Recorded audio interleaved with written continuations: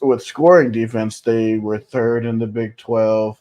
They were second in total and rushing defense, and then sixth in passing defense. So just absolutely stellar numbers. I do want to dive deep into a few players, if you will.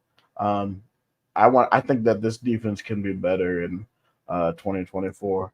So I have a list of players that I look out for, and maybe that you look out for. What are your thoughts on Jemiah Cooper?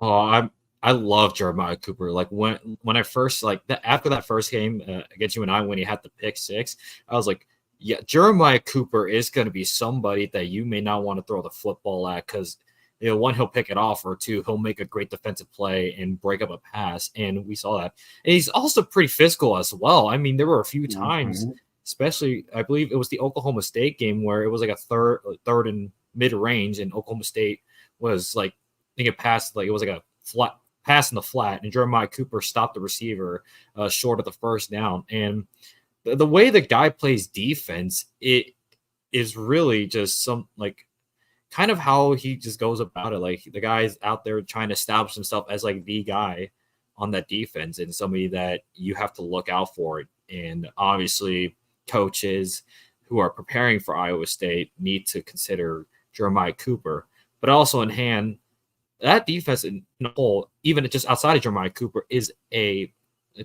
hurts your head if you are an offensive coordinator trying to prepare for a defense like that because they can look and they bring out so many different unique looks. And obviously the 3-3-5, you never know what's going to happen. Either just a 3-man rush, or you can bring like a couple linebackers up to the line to blitz. You may bring a corner or a defensive back from the outside to blitz. It's a lot to prepare for if you are preparing for Iowa State. Yeah, I completely agree, dude. Plus, he had, I believe, like six interceptions last year, which was like close up to tops in the nation. Like he was definitely a ball hacking guy who definitely excited to see play.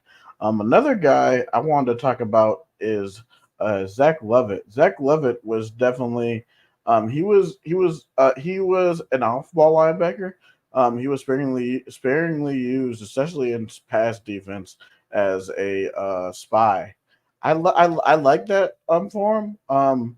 So I see for him to have a bigger role this year, but definitely in it or in different defensive situations where he can be used as a spy. I look for him to be a big contributor in that realm.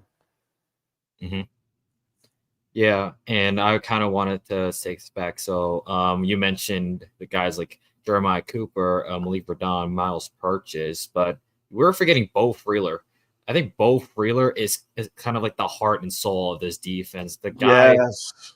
The guy brings such a different like passion and energy to this defense, and he's somebody to look out for. Like especially because I've seen a few plays, he can get into the backfield real fast. He's very physical. He looks to aim to launch the ball loose, and to his credit, he's been able to cause some turnovers and benefit from it. I don't think he maybe caused a turnover in the Baylor game, but the guy can lay out the wood. The guy can just upend any receiver and he may cause a turnover.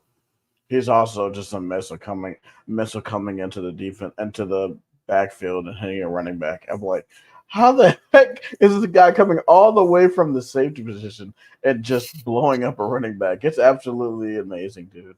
Like I was like, holy crap. Yeah, that kind of closing speed. That's the closing speed that will get you looks to the next level.